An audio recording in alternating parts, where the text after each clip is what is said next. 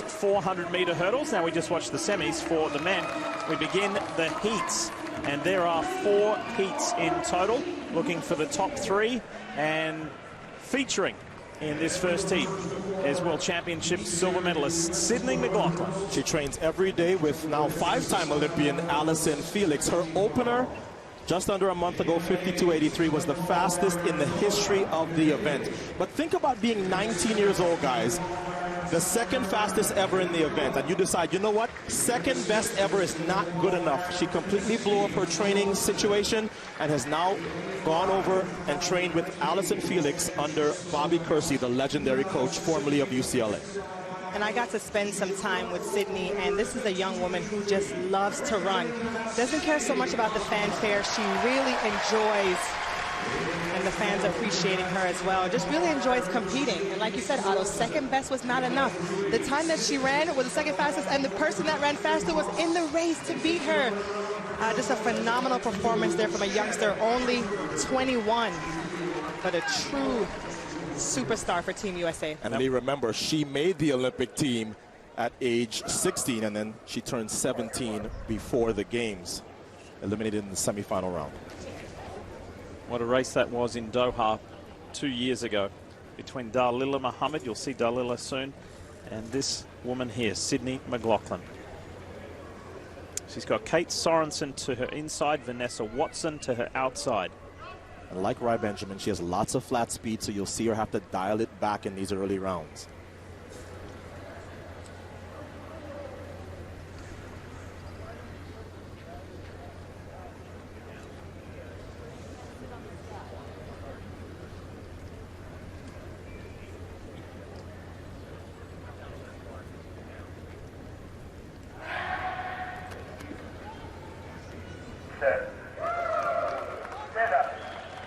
Yeah, somebody in the crowd with an ill-timed yelp.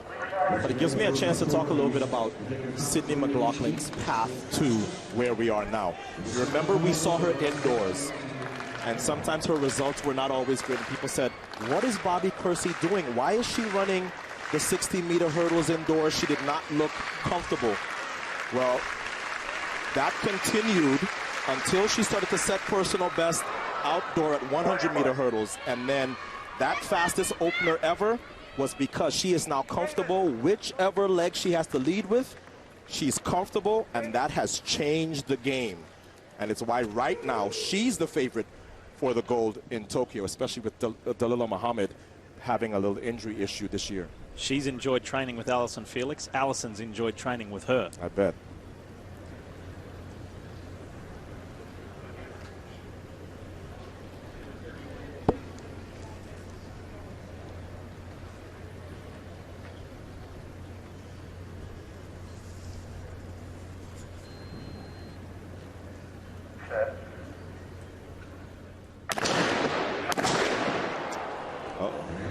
Don't tell me we're going to start this in the 400-meter hurdles now. We better not.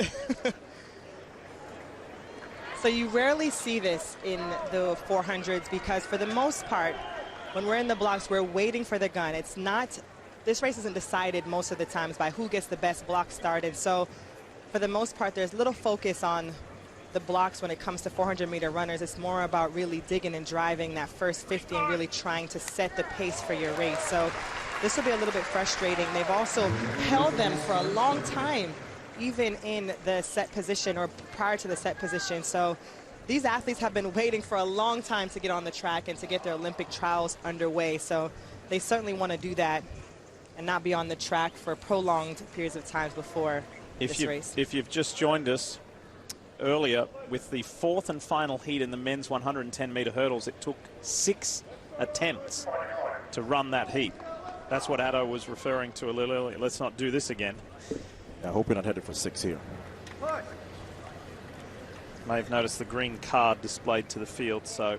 And that's why I said I think the technology is getting in the way of common sense, because how can you have all these recalls and nobody's getting disqualified? Clearly these blocks are maybe a little too sensitive.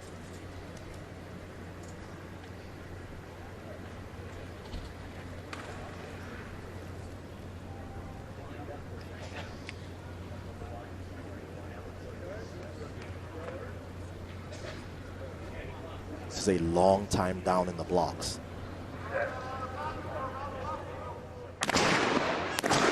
Oh, here we go. Well, we're 1/3 of the way there.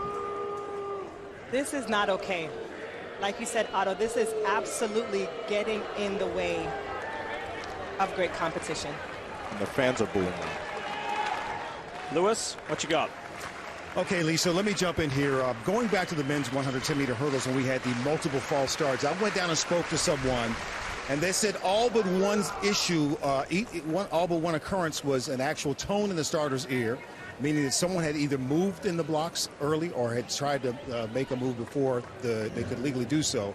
The other one was someone who did get disqualified.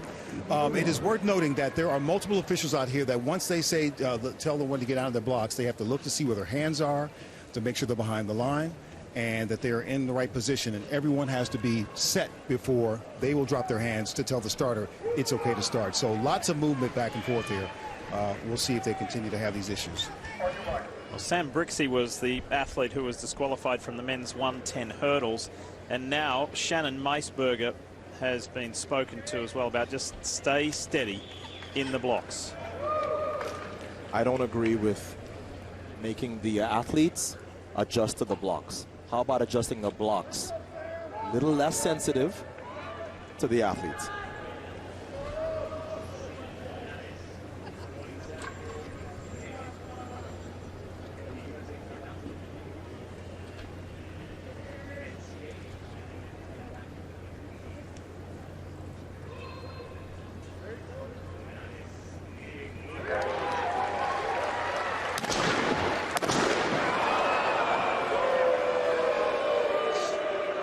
Something that's just not right. Again, I will say it.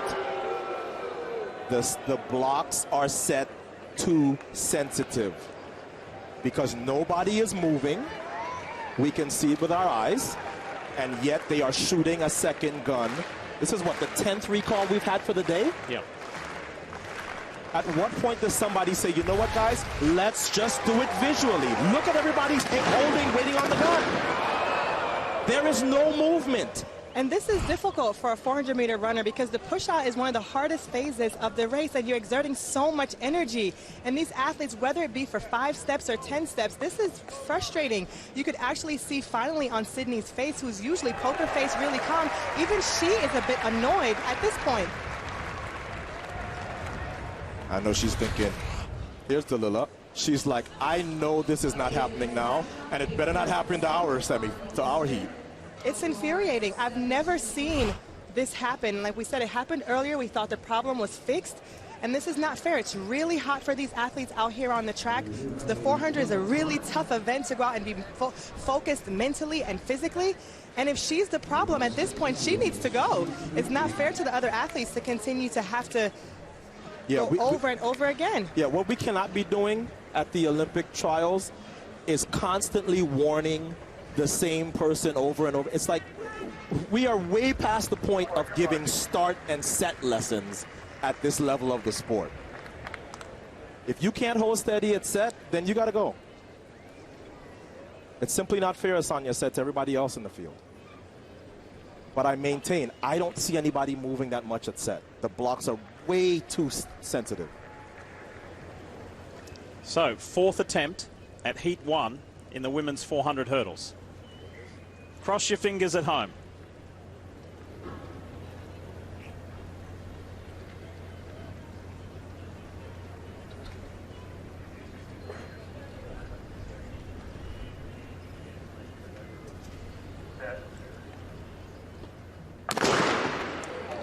Finally. PTSD, I was expecting another run. And as expected, Sydney McLaughlin out really well to the first hurdle.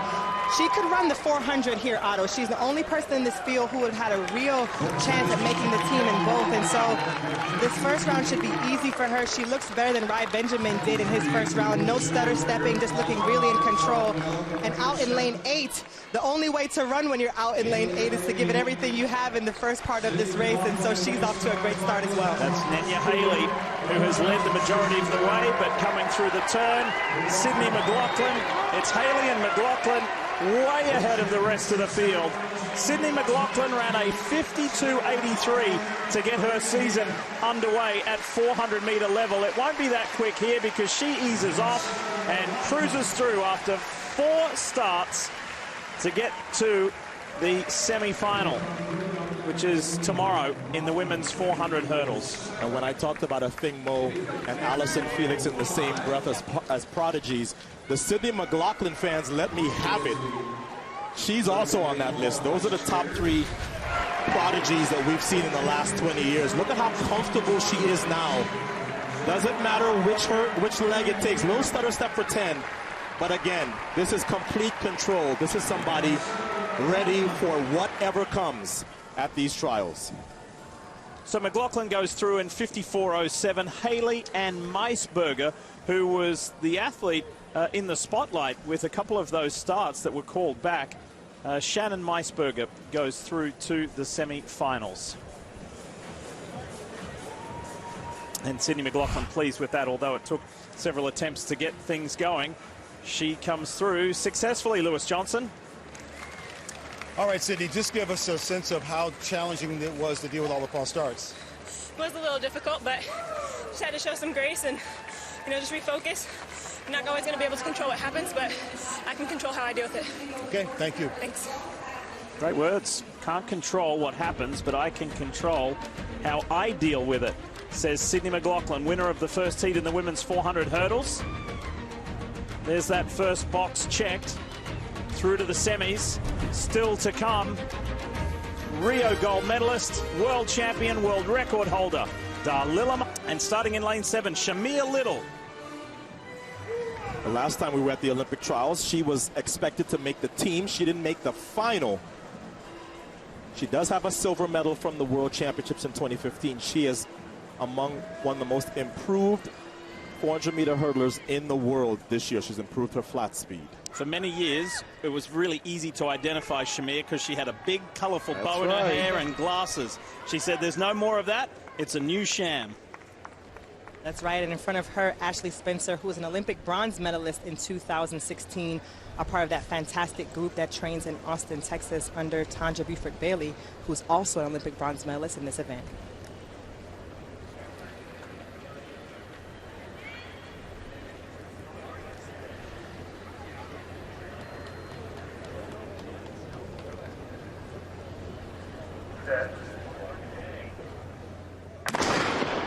Four starts in the first heat. Now a clean start in this second heat. And Shamir Little will be happy about that. She is second from the top of your screen. And she has so much speed this year, under 50 seconds for the very first time, that we feel very good about her chances here. She's on the outside with Spencer. And Ashley Spencer looking good. She hasn't had the best start to her season, but she's a gamer. And she also is one of those athletes who's run 400s really well throughout her career. So this is a great start for her in their preliminary round. And look at Dionka Bookman in lane 4, coming up in third. She's run her personal best this year as Shamir Little clearly goes into the lead now in this home stretch. And Bookman may have a chance to get up close to Ashley Spencer. No, she doesn't. Shamir Little in this second heat of the women's 400 wins comfortably over Ashley Spencer and the 25-year-old Dionka Bookman in third. Great running for Shamir Little. This field, like we talk about it all the time, Team USA is just one of the toughest teams to make, especially in the sprints.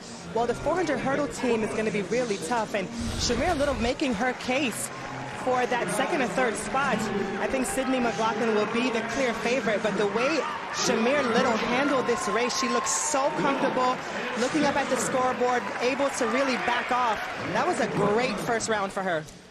And Lee, this is a case of somebody who early in her career had great success, and then 2016 and 2017 were sort of down years. So she is definitely a resurgent individual, and it's why I think she's had such a great 2021 so far.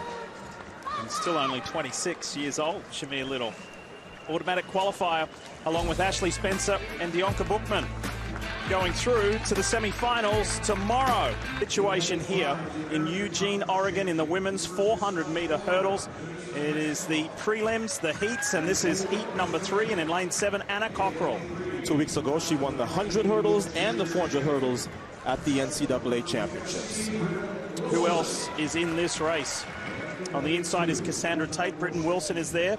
Hextall, Young, and Hoffman in lane 8. Lane 4 is open. Shea Anderson was meant to be there. Unfortunately, was a late withdrawal. Here's Cassandra Tate, lane 2. A bronze medalist in 2015. She's been on world championship teams, but never made an Olympic team. In 2012 and 2016, she finished 5th.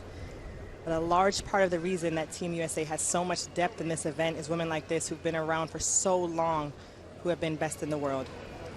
So Anna Cockrell in 7 pulled off the Queen double. That's the double name for Queen Clay, the only 2 individuals that have won the 100 hurdles and the 400-meter hurdles at the NCAAs. She was 5th in the 100 hurdles earlier this week. This is her better event. 2-time NCAA champion this event. Oh, now we're calling them up before the gun. The question for Anna Cockrell will be, what does she have left in the tank? I would think that she wouldn't run the 100-meter hurdles here and really focus on the 400-meter hurdles because, like you said, this is her better event. She did the double at the NCAAs, but she is young, and she's an amazing talent. So I believe that she has an opportunity, but this team is hard to make. Here's the Olympic and world champion, Dalila Muhammad, waiting her turn. Do you think Dalila's ever had a wait like this? Never. Watching all those restarts. Never. I can tell you, I've never seen it. But your point about collegians as well made, Sonia, because not a lot of them have qualified for Tokyo. Feeling the effects of the NCAAs 2 weeks ago still. Certainly not in the sprints.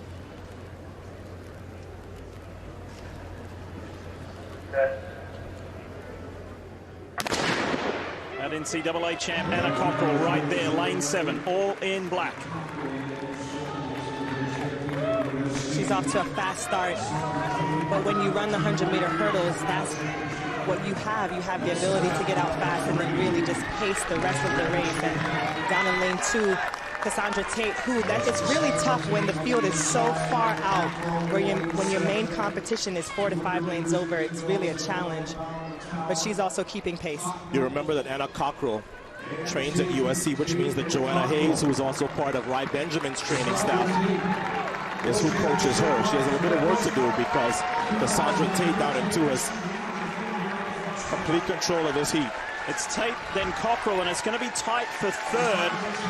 It looks like Milan Young is coming on to grab that 3rd, but Cassandra Tate will be the automatic qualifier with a win in 56.11 over Anna Cockrell. No problems there, and it was fairly close for 3rd, but I think it was Young who got that 3rd and final spot.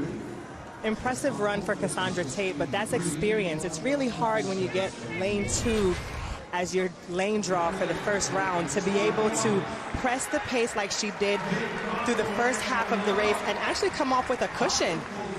I don't think Anna Cockrell was expecting to see Cassandra Tate so far out in front, and it wouldn't make sense for Anna Cockrell to push down the home stretch because she was clearly in 2nd, but that's a great run for Cassandra Tate. Again, the semifinals in the women's 400 hurdles are tomorrow, and you will see Cassandra Tate and her mom, and she took Ducey as though he was her very own, and I'll never forget that. What a beautiful family support she has, and she's needed it this season. She's really struggled with injuries. She's the reigning world and Olympic champion, world record holder, and her coaches say that she's actually ahead of pace. They thought this might be her first race back, but she's run 2 races, and every race she's gotten better and better, and you don't want to see that from the world champion, world record holder, because she's dangerous. So her mom, Nadira, watching on. So she didn't bring the entire village. But I, too, grew up in Queens, and I know that when you're that age, nothing about those surroundings and running indoors with cones, you don't think Olympic champion one day, right? But that's exactly what it's turned into for Dalila Muhammad, the fastest ever in this event. That world record, 52.16 2 years ago. This is the 4th and final heat of the women's 400 hurdles. You'll remember that she broke the world record twice in 2019 at the U.S. Nationals and then at the World Championships. Both times, Sydney McLaughlin was right behind her.